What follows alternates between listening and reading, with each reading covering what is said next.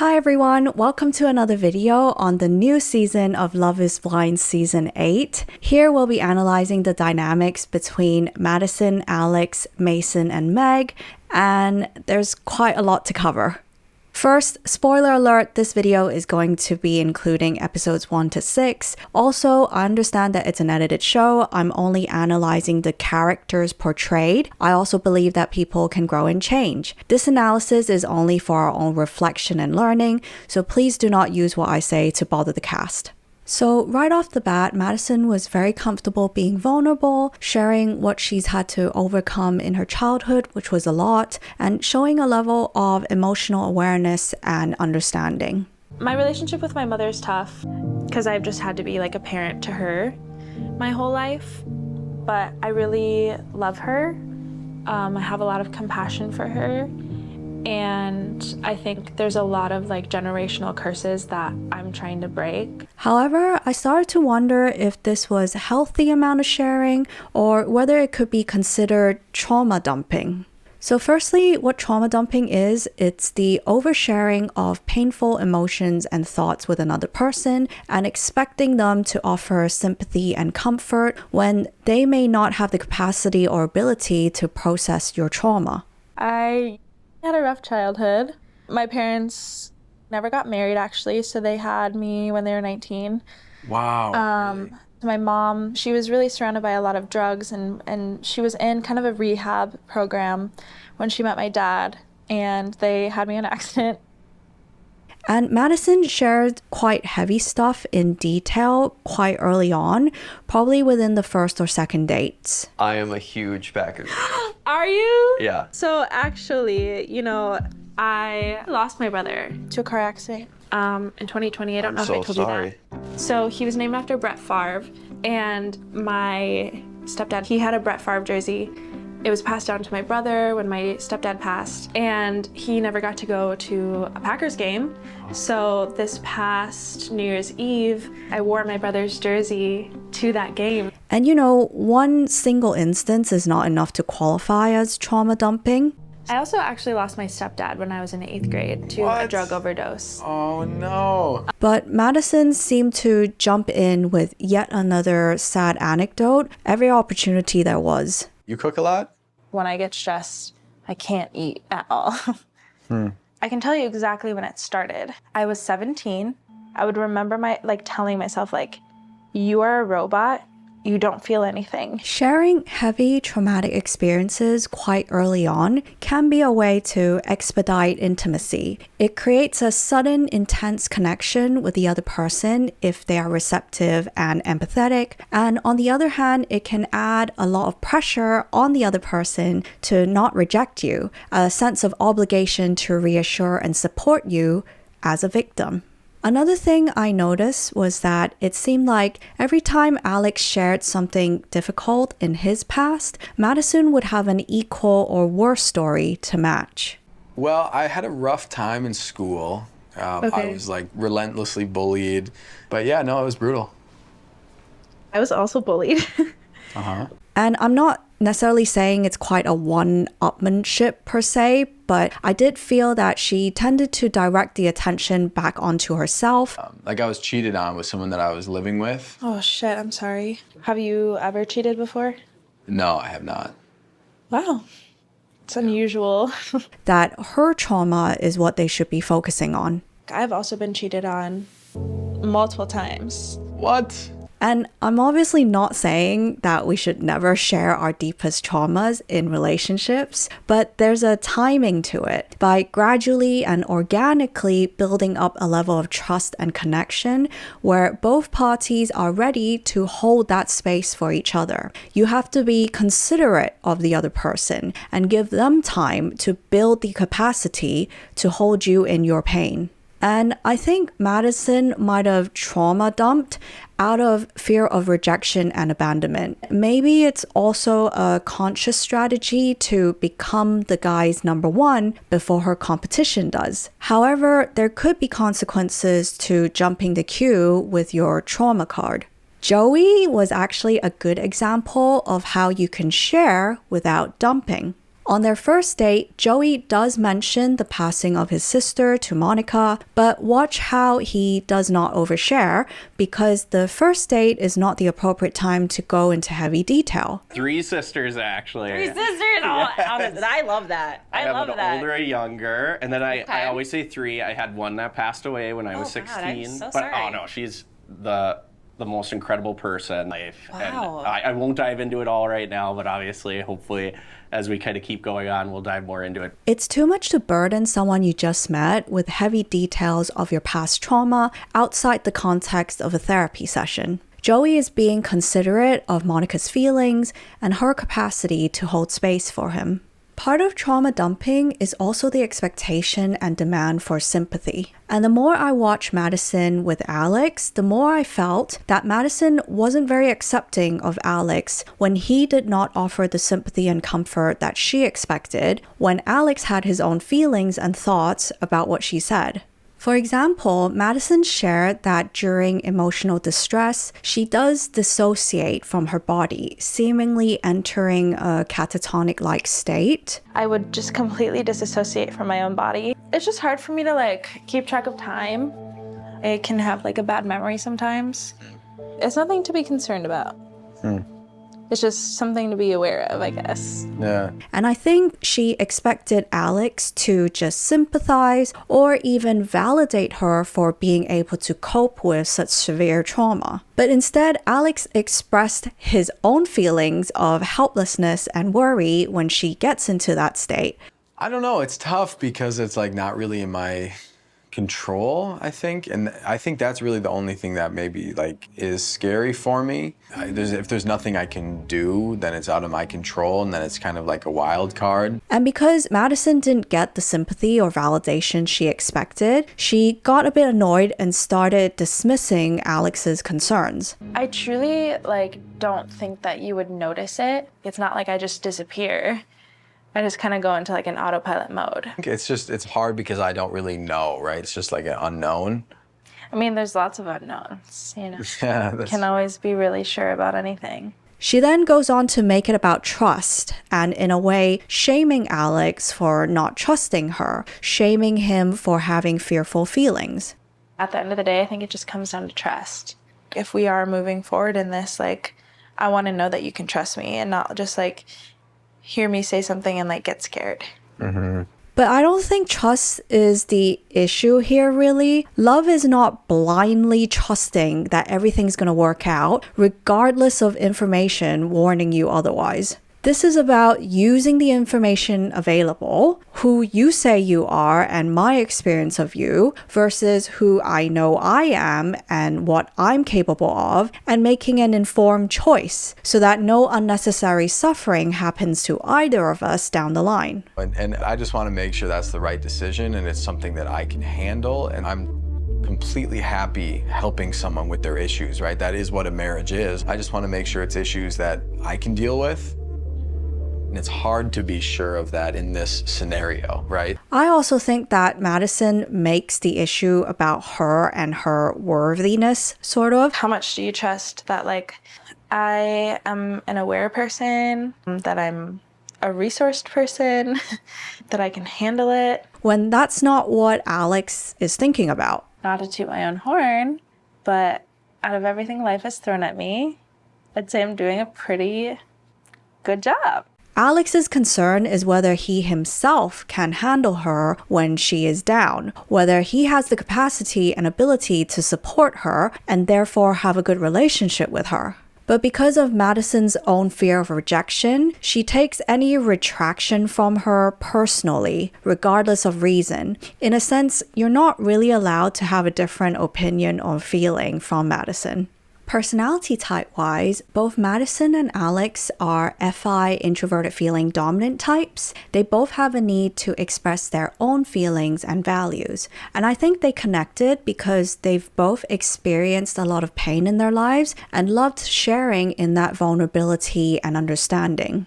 Obviously, there's probably people who have been through a lot less than me. And if that's what you're looking for, that's totally understandable. But I also think it's those things that made me me, and I think that's why we were able to connect in a lot of ways. Yeah. FI's complementary function is FE, extroverted feeling, and FE is to respond, affirm, and mirror so that FI feels heard and understood. From my observations, our functions are our natural communication styles, but a person can learn to communicate outside of their cognitive functions. It's just that that takes more effort. So two FIs basically need to consciously take turns to be FE, to be the listener, the responder, the affirmer, essentially to not be in the spotlight. And Madison and Alex are both able to do this when they are calm and when their feelings and values are in alignment. However, they clash as soon as their feelings are not in alignment, especially with Madison, who seems to take things quite personally when the other person does not side with her feelings. I was hurt by him, and it just sucks for you to be like, well, he's so valid. What I'm probably looking for here is not to hear how valid he is and how right he is. I think I just was looking for you to be like, yeah, I'm sorry he made you feel that way. And that's it. There's a lot of talk about Madison having two different personas when it came to the different men, particularly around the topic of sex. With Alex, Madison was very coy, virginal. Are you the type of person that like you need that emotional connection with someone before you can have a physical connection? Probably. Yeah. I would say I'm that way too. Like I'm not like a first date kisser. I like that. Whereas with Mason, she is a full-on sexual being, and she was very upfront with leading the flirtations. I'd come over and just give you a little lap dance. Oh my God, yes. I was twerking when I said that. Do you want to know something about my nipples? I do, yes. My interpretation is that Madison seemed more herself with Mason, that she is a very sexual being, and that she actually wanted to talk about sex with both the guys. With Mason, who was also very sexual, she matched his energy. I don't usually have like a huge sweet tooth, aside from a cream pie. Okay. Good God. I love cream pies. Really? Yep. Meanwhile, Alex seemed more conservative, so Madison tried to encourage the subject by coming at it from a more emotional trauma angle. I come from a very religious background. I think I've talked to you about that. But yeah. So the topic of sex has always been really taboo. Anyways, I feel like I've done a lot of work to not have shame around it. She shared how she had to overcome her shame around sex, so we should talk about it as part of my healing journey. And so, yeah, I think it is an important thing for me to talk about before getting married,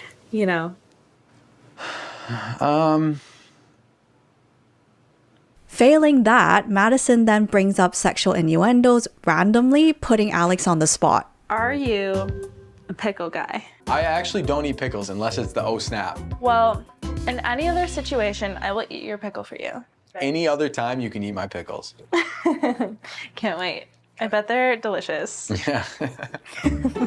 SE, extroverted sensing as the hero function, is very capable of initiating and giving other people experiences. They can change their presentation based on what experiences the other person wants. Sometimes this can be a strategy to ensure the other person is more receptive to what SE hero wants to push them towards. Hence, SE hero has greater command of the moment versus other personality types when they choose to do this. What I noticed as events unfolded was that Madison demanded unquestioning loyalty from the men due to her own fear of abandonment. I think that's my natural inclination, right? Is to be an avoidant. When I feel someone's energy start changing towards me, I get scared and I kind of run. It's in a sense of well, I don't need them anyway. With Alex, she shamed him for being fearful after she repeatedly trauma dumped about her avoidance. The biggest concern on my end at this point would be the avoidance. I'm still here, aren't I? You weren't nervous that you'd walk into this pod and I wouldn't be here, right? No, I don't think so. Maybe there's a 3% chance in my brain. No, you just gotta trust. She expected Alex to just trust her, that she won't abandon him, even though her observable behavior says otherwise. She literally threatened to end things 5 minutes after telling Alex to trust her because she was upset with him. let's say we move forward, we go on the trip. I'm scared to think about those things with someone who could not be my person. And with Mason, first, she subtly pressured him into an ultimatum, even though he was ever only her number 2. Then she punished him for retracting his commitment, even though it's in reaction to her ending their connection. And I know you have connections with other people or one other person or whatever. At this point, it's very like make or break, you know? So how is this considered an ultimatum? An ultimatum is in or out. Nothing in between would suffice. Here, Madison uses terms like make or break. If it's not me, then it's not me. And then low-key complains to Mason that he's created a very unpleasant experience for her by involving Meg. I just know that like the other girl that you have a connection with is very much like it's you or like not. And that makes it really difficult for me. And that she no longer has to put up with this because she has better options, namely Alex. Especially when I do have another really amazing connection. Like my other connection, I'm getting just like a little more when it comes to like that affirmation. She's implying a threat to leave Mason unless Mason steps up with her and leaves Meg. If it's not me, it's not me. And that's okay. Like I can handle that. I get that this is go time. Then the next day, when Mason was still not being explicit, she subtly corners him, saying that he's being too elusive. You are the person that I'm thinking about. I feel like that very elusive. Which means she wants an ultimatum type answer. Are you in or out? Okay, let me be more clear then. I am committed to you. Then she denies that she was ever giving him an ultimatum to make it look like Mason had come to that decision on his own, absolving her accountability, but securing Mason as her backup plan. Do you feel like I put an ultimatum on you? Definitely not. There was no pressure. I didn't expect like you to come to any conclusion, but I appreciate you affirming me in that way. It means a lot to me. When Mason later retracts his commitment in response to her rejection, I was able to get there faster with someone else. I feel like I added some unnecessary pressure when I told you that I was committing to you. I don't know if it felt right. Madison goes on to punish him for his perceived disloyalty. You know, Meg and I did talk.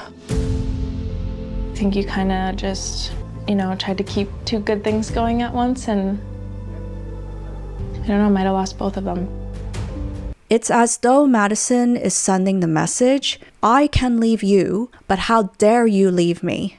I have been the one to break up with people. Really? My issue was that he said something and then took it back. Obviously everyone makes mistakes and whatever, but that was just you don't do that. As an additional point, when Mason succumbed to her test of loyalty, Madison made this face that was less than complimentary. And I think it was her shock of how easily Mason caved in. In a sense, Mason was too easily manipulated, which reduced his value in her eyes. I mean, don't let me pressure you into anything, but... I mean, you could probably pressure me into a lot. Madison seems to like the chase. She wants a challenge. She wants someone who is hard to get because it's what's familiar to her past experience of being unwanted. And I think I've dated a lot of people who are really good at just bullshitting. Winning someone over validates her self-worth. Hence, she goes for Alex, who is a constant flight risk. I feel this really big hesitancy from you. It's just such a jump to get there, and I just don't know if that's the best move. Just don't want to keep hearing you say that. From a personality type point of view, Madison and Mason are each other's shadows, theoretically the type that you are most compatible with, and in many ways, they are. Not that you're my number one or anything, but I was just saying, I just have this effortless comfortability with him. But their dynamic is so easy that it seemed like Madison did not value it. I just collapse when you ask me questions. It's like, yes, whatever, yes. Just do a little pouty face. Oh my God.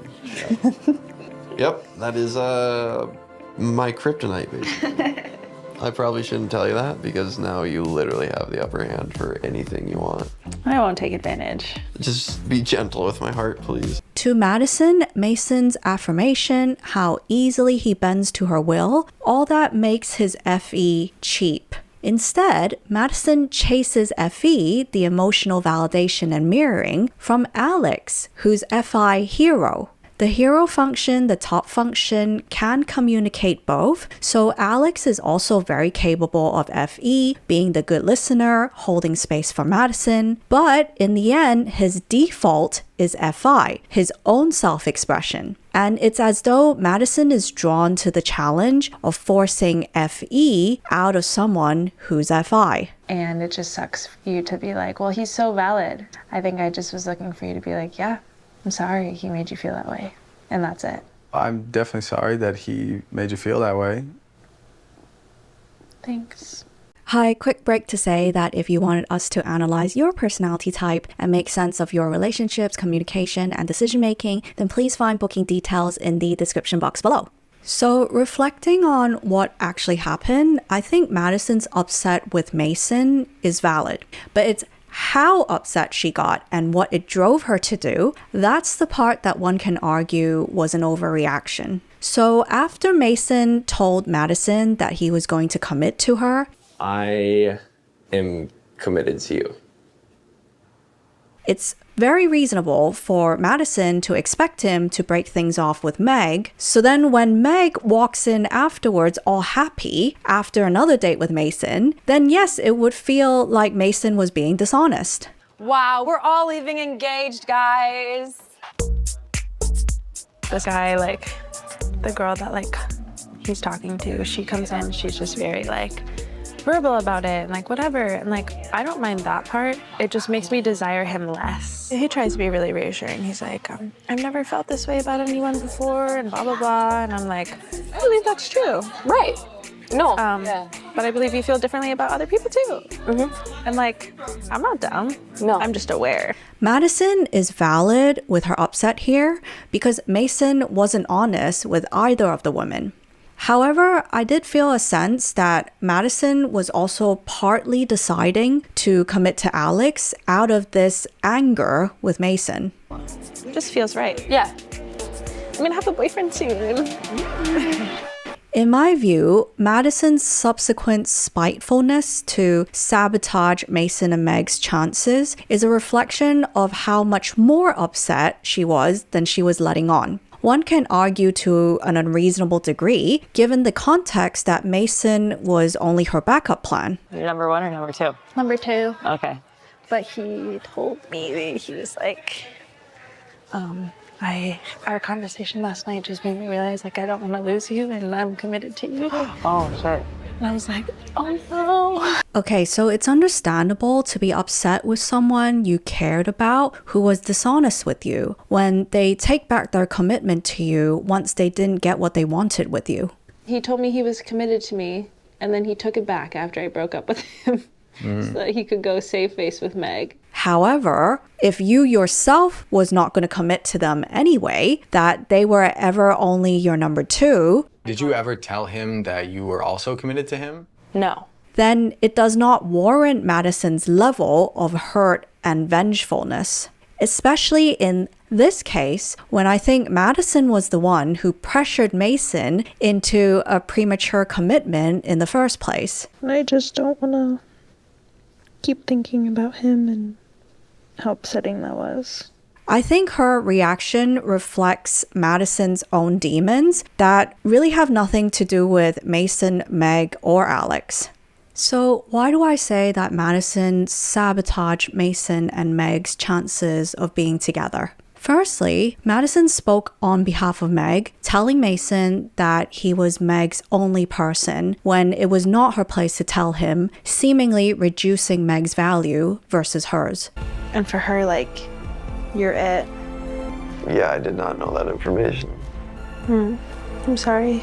Then, after Mason misbehaves, she threatens him, telling him she's spoken to Meg and that he will lose both of them, again speaking on behalf of Meg when Meg was undecided at this point. Like, you know, you had two good things going at once and like maybe you'll leave without anything. You said that? Don't say that! No, I was like, Madison! no, Madison was basically defeating Mason's spirit, making him feel hopeless about winning over Meg, which in turn makes him less likely to fight for her.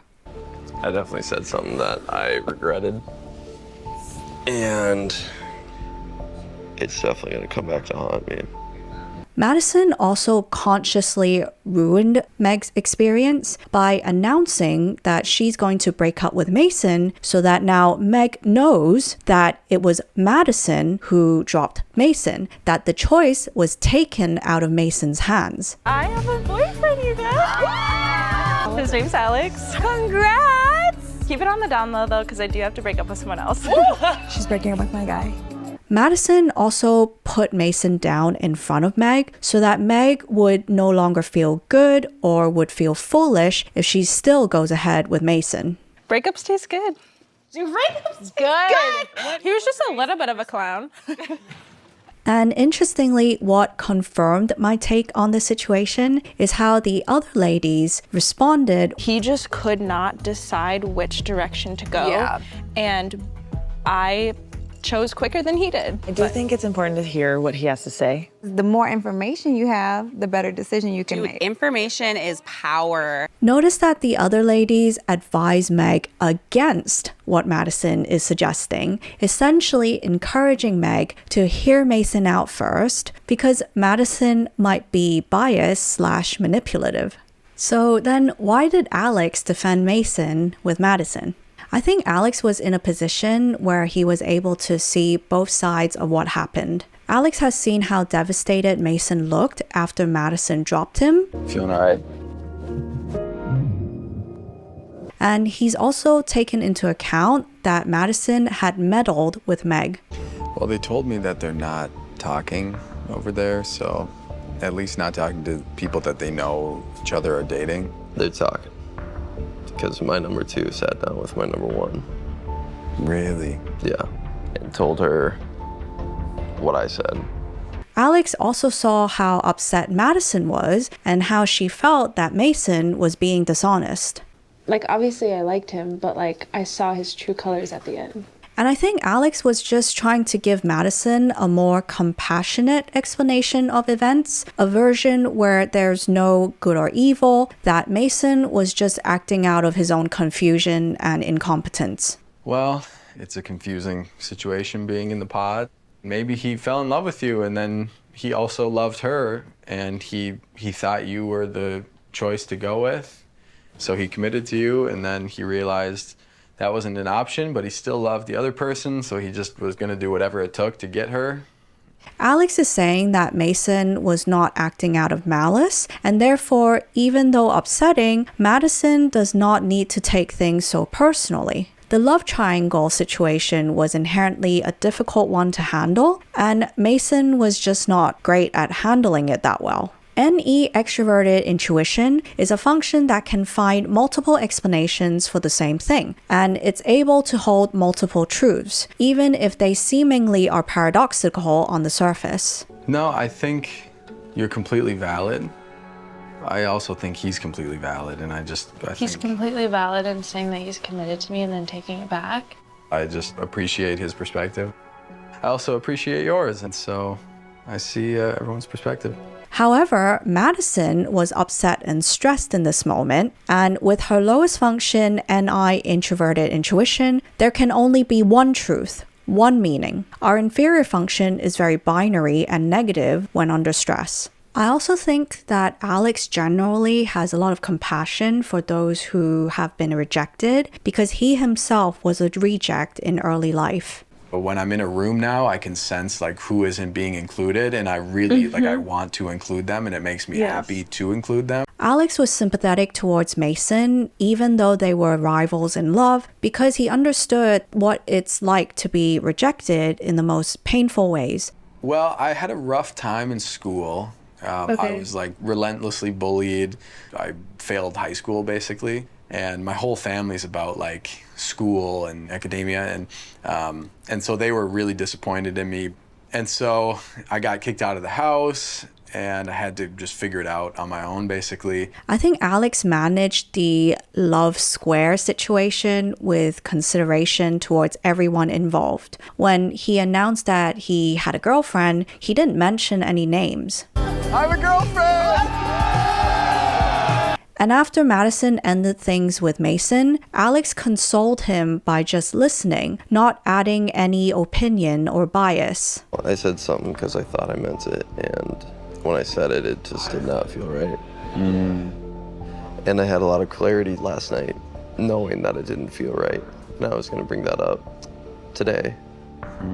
Another possible layer to this is that Madison deep down cannot accept Alex's version of the story where she and Meg were both equal in Mason's heart because she is very much in competition with Meg. A couple days ago, it was Sarah, Meg, and Monica. Meg. Interesting. What, really? Yeah, Meg and I were dating like all the same people. She kind of got weird towards me. Really? Because of Madison's calmer demeanor and how she kind of bigs herself up for being nonchalant, how nothing bothers her. Because every ounce of me feels wrong for being in a relationship with multiple women. I'm seeing other people too. I know, and just don't want to hurt you by doing this. I don't feel hurt at all. Okay. Versus Meg being more emotionally expressive, vulnerable, bordering on needy. Like, give me something. Tell me you like me. It was easy to go with Madison's narrative that Meg is the insecure one, that Meg is jealous of Madison, Meg is wary of Madison, and Meg does not like Madison. That wasn't my issue at all. That was Meg's issue. I knew he was dating other people. I was not bothered by that at all. She was, though. But after watching everything, I realized that Madison is projecting. Sure, Meg is certainly feeling the ups and downs of this love triangle, the ups and downs of not being Mason's number one. She is upset in that sense, but then she never references Madison. I really trust in our connection. Yeah. But if there's ever a time where you are connecting more strongly with someone else, I really would hope that I would hear it from you instead of just you not showing up one day. That's the best thing you could ever say to me. If there's ever any questions you have for me, about us, ask me. Meg is actually the one who was more at peace with herself. She's the one who was more graceful with Mason. I'm sorry, Meg. Do not be sorry. You truly did not do anything wrong. You were just following your heart. I just need something different. Yeah. But you don't have to apologize. Meg was the one who was truly not bitter with Mason's indecisiveness. She just knew herself and that she couldn't get past being Mason's number two, but there was no spite, no vengefulness. I'm gonna miss this place, man. I'm gonna miss talking to you. This feels like my home. This is gonna be our last time in the pods, and I'm really sad about that. I am too. Whereas Madison is the one who brings up Meg all the time.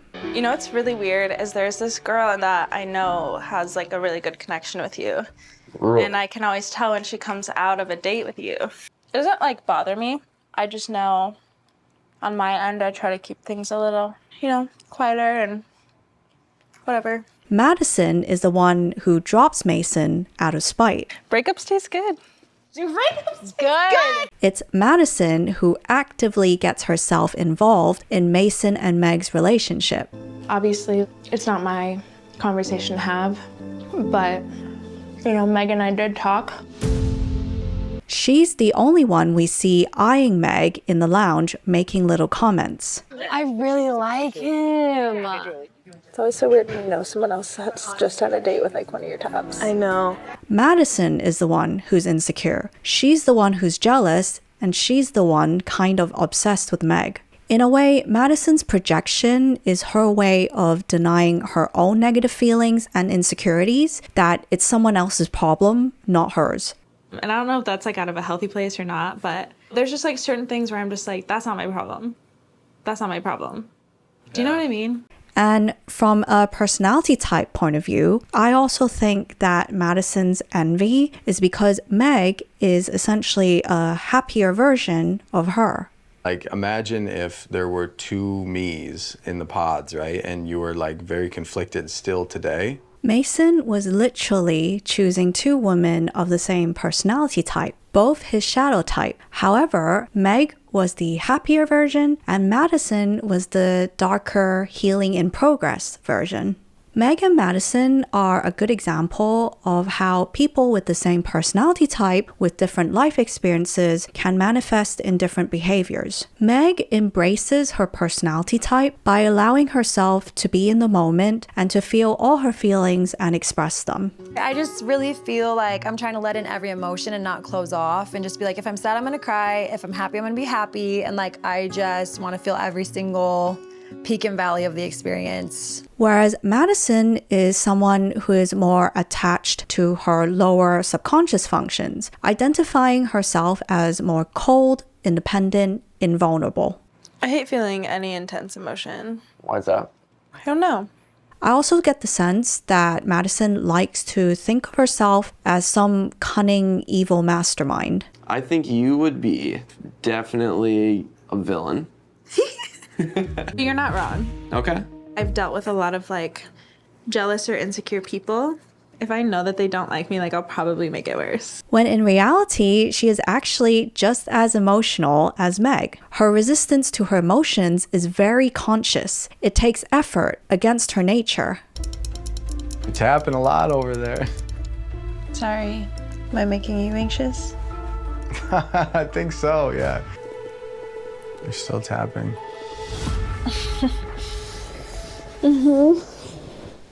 In the end, Madison can only hold it in for so long. All her decisions are actually very driven by emotions. How she felt the need to sabotage Mason and Meg when she could have peacefully moved forward with Alex. He was telling me that he told you something and like you had talked to his other connection and it screwed him over.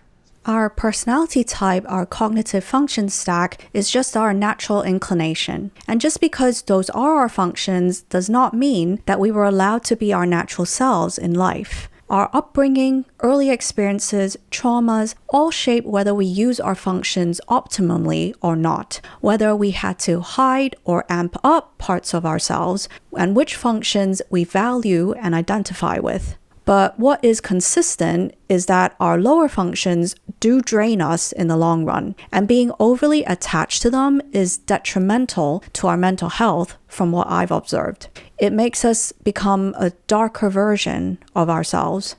A lot of people have been calling Madison all sorts of labels because of her behavior. I'm calling out the behavior, not the person's whole identity, and people can grow and change if they put the work in. I believe that all manipulative and abusive behavior stem from deep insecurity and trauma. I think you would be definitely a villain. But someone who's not a bad person, it's just they've been in a shitty situation that made people like, oh, maybe she's not evil. Maybe she was just treated wrong. And based off of only what we've seen on the show, at this time point, it appears that Madison is halfway healed and not fully there. She still needs to work on fully accepting herself and her vulnerabilities, and thus lowering her defense mechanisms, her need to manipulate in order to have healthier relationships. The more she tries to guarantee not being abandoned, the more she actually sabotages herself and others. On the other side of the relationship, we have Alex. And a theory I have is that Alex might be unconsciously attracted to mean girls, the girls he had a crush on in school who laughed in his face. When I was younger, I was actually extremely unattractive and nerdy and weird. I remember telling a girl that I had a crush on her in high school, and she laughed in my face. And so then I went and ate lunch in the bathroom. Having a mean girl choose him now fulfills the yearning of his inner child to be validated. I'm more anxious. I feel like I'm not good enough, and so I want you to show me that, yes, you care about me and that you are not abandoning me. Also, a mean girl on his side who protects him from other bullies can give him an alluring sense of safety and flattery.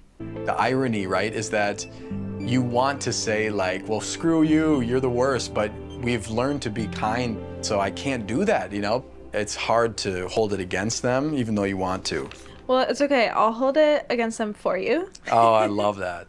So you can be the nice person, and if I ever see them, just let me know, and I'll just like trip them or something. You can beat them up for me. Yeah. However, his wiser self has learned that it's not healthy to be with these mean girls, hence the excitement mixed with caution. Maybe we are initially attracted to people in here that are similar to people that we have dated out in the real world.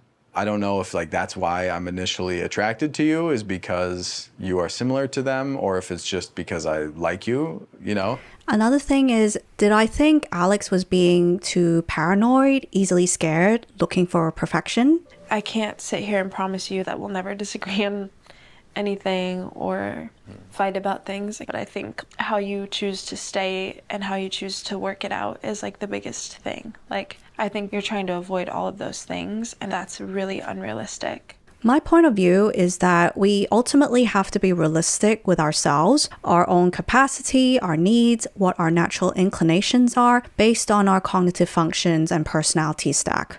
Alex has SI introverted sensing, which is a function that would always make reference to the past, his past experiences. With SI, the past is always relevant. Those past experiences then feed into NE, extroverted intuition, to help Alex analyze situations in the present and project what might be ahead. Our second function is called the parent function, and the parent is cautious and pessimistic. It's there to help us avoid trouble. So Alex's intuition, NE, is not optimistic and full of possibilities. It's there to mitigate risk based on past learnings. When I picture like future with you, I see all of that and I want that. What I don't want though is a relationship with miscommunication and fighting. It's something I've dealt with multiple times in the past, and it's just not something that I can do again. In addition, Alex has SE, extroverted sensing, as a blind spot. SE is the function where the present moment, the here and now, is the most relevant. It's the function that's the most embracing of newness and change. So, as a blind spot, it means that Alex won't really prioritize the here and now. However, you try to convince him that you are a brand new changed person.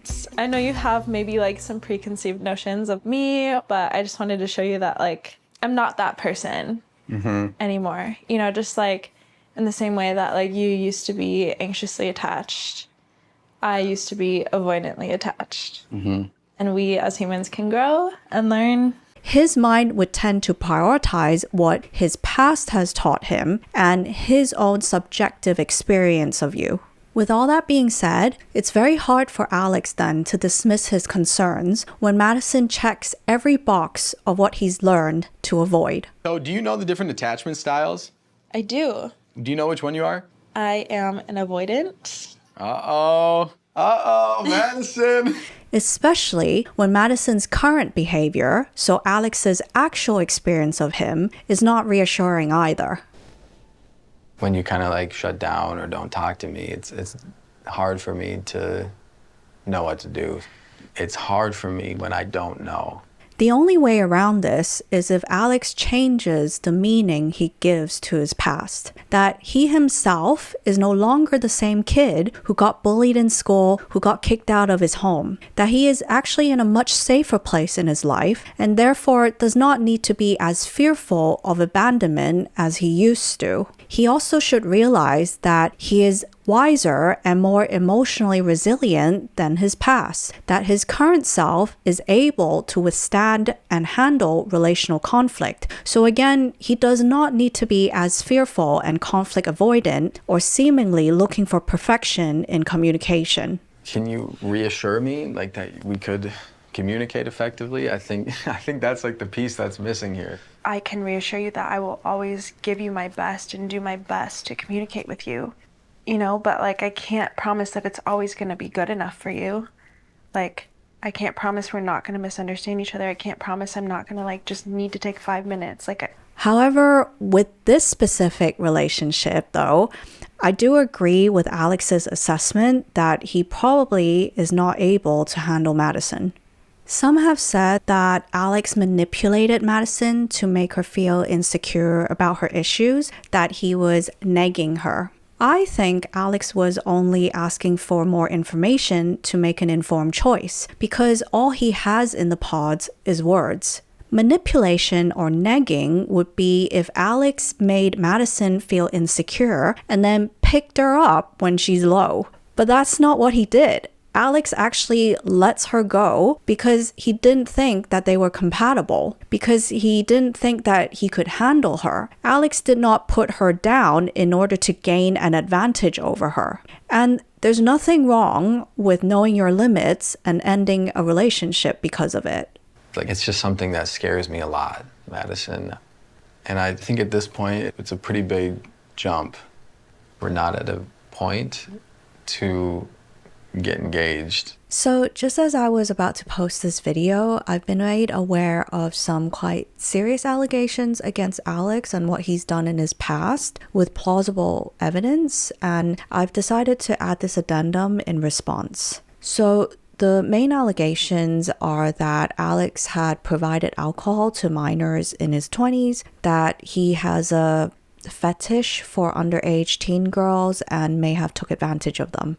And I tend to stick to commenting on what I can see on the show because that's what I can observe. But since the allegations are quite serious, I decided to respond.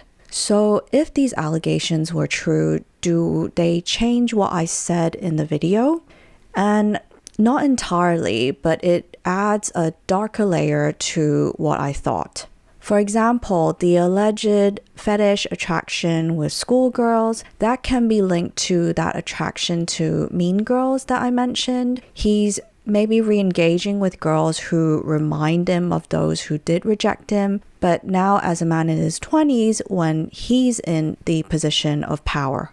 I also do think Alex does have an inclination to sympathize with those who are rejected, but maybe it's in particular with male rejects, men/boys who have been rejected by women/girls. Perhaps that's why he backed Mason despite Madison's upset. And again, my disclaimer at the beginning is that I only analyze the characters portrayed on the edited show. I don't claim to know these people fully.